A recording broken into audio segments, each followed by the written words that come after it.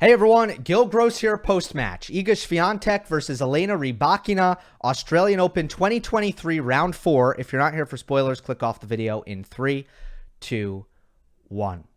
The Wimbledon champ takes out the world number 1. Straight sets for Rybakina over Swiatek to advance to the quarterfinals. As soon as the draw came out, this was one to circle. Whether it was going to be Swiatek against Danielle Collins or Swiatek against Elena Rybakina, Iga was going to face a player in this fourth round who is going to really challenge her with firepower. Rybakina brings a little bit more than Collins even, particularly off the serve. Not to mention there's a history of Iga just struggling in this fourth round. She took a bunch of fourth round losses in 2021, and even last year, in the majors she won, U.S. Open, Roland Garros, the fourth round was the round where there were some shaky moments and some lost sets and some come from behind victories. So this was one to look at, and Rybakina pretty much did exactly what you would think she needs to do to win, which is outserve Iga so thoroughly that very little else matters.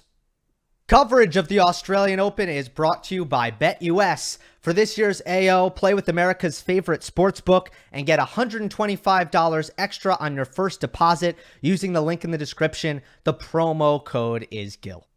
Make everything kind of irrelevant because it's such a mismatch on the serving. And that was pretty much the case. Rally length stats tell the story on this front, where in 0 through 4 shot rallies, Rybakina won 41-28, and in 5+, Swiatek won 23-18. Maybe the advantage in 5+ could have been a little bit wider for Iga, but for the most part, with the lopsided nature of the 0 through 4 shot rallies, Rybakina was going to win this match that way. So let's go both directions. First, Rybakina serving to Iga. And this was an intriguing one because it's arguably the best serve in women's tennis against the best return in women's tennis right here. But what's inarguable is that the serve won this battle. Rybakina's serve looked very, very overpowering against even Iga Swiatek's return. 47% first serves unreturned, Rybakina. 80% first serves won for Rybakina. And as a result, the first serve percentage, which wasn't even great for Elena, didn't really matter. The effectiveness was through the roof. So the free points were there, and the +1 stuff was really good. And one thing I like about Rybakina, very, very crucial to her game, in fact, if this wasn't the case, she'd be a lot weaker as a player.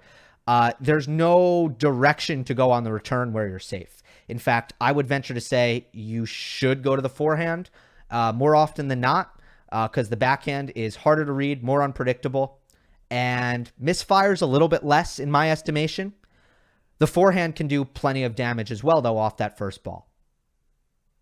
So there was a lot of early aggression, dominance off of the Rybakina serve +1. The Iga serve was very ineffective. And in the first set, I thought the reason for its ineffectiveness was that she wasn't making enough first serves. That's what it seemed like to me, because Iga in the first set made only 53% of her first serves, 53. And in the 2 games where she was broken, love all and 3-all, she went on these massive first serve slumps to end those games. From 40-15 up in the first game, from 15-all in the 3-all game, she would just string missed first serve after missed first serve. So after that first set, I'm like, okay, Iga just got dominated in the serve return dynamic, but there could be a light at the end of the tunnel, or there could be a solution for her in the second set, which is perhaps she can not get dominated as much off of Rybakina's aggressive returning if she just makes more first serves. That was not the case, because in the second set, Iga made 73% of her first serves and it did zip for her. She won only 53%. She won 10 of her 19 first serve points. She was more effective when she had to hit a second serve, which was funny because even her most effective first serve seemed to be her kick first serve. Her kick serve was working better than any other serve, which was interesting, strange. A lot of second serves, though, were a little bit short. And Rybakina, her returning was incredibly impressive. Whether it was the first serve return, the second serve return, she really made a lot in play, and she was going deep middle, which is obviously smart and effective. The best kind of safest way to do damage off of aggressive returns, and forced a lot of errors off of it. Was able to do a lot of damage on the fourth shot after the return of serve being the second shot of the rally.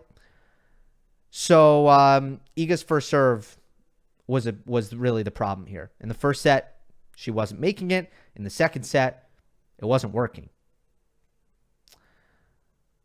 4-all in the second set. There were some errors on the forehand, some very crucial errors on the forehand. This was not Iga's most clutch performance. You can point to a couple of areas where she had that one opening, that 30-all opportunity, for example. The break point at One Love where she missed a bounce overhead.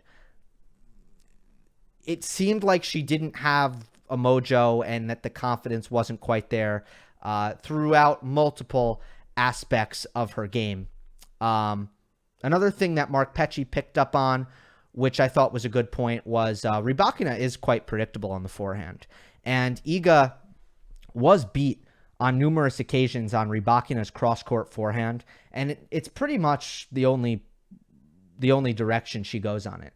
Doesn't really hit the forehand down the line, but she hits the forehand cross so big, so heavy. And this is something I did highlight when I was talking about her at Wimbledon, is that she's a great example of high margin aggression because she often just goes to the cross court, but it's so big that she doesn't need to go down the line in order to do damage like most players have to. It would have been good if Iga just leaned on that side a little bit more heavily and showed some refusal to get beat on that forehand cross court in particular. Ending on this, it would be nice if Rybakina's ranking were higher. Her draws after Wimbledon were unfortunate.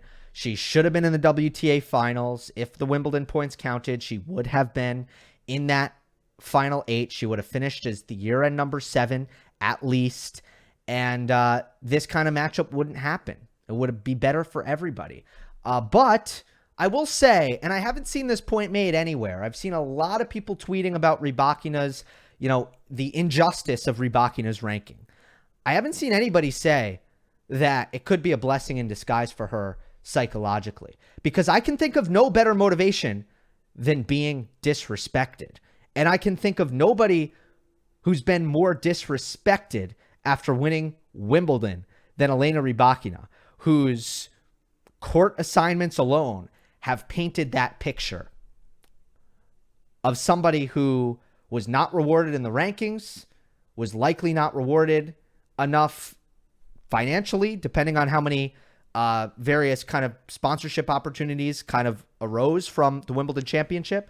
And again, has been largely buried when it comes to court assignments at big events. So while you feel bad for her, you also know, as a competitive athlete, sometimes being disrespected can be a really, really healthy thing. Might not feel good, but might help you perform, might help you get up in the morning nice and early, put in that extra 30 minutes of training, huh? Just think I should throw that out there. We've seen a lot of examples the other way on the women's side.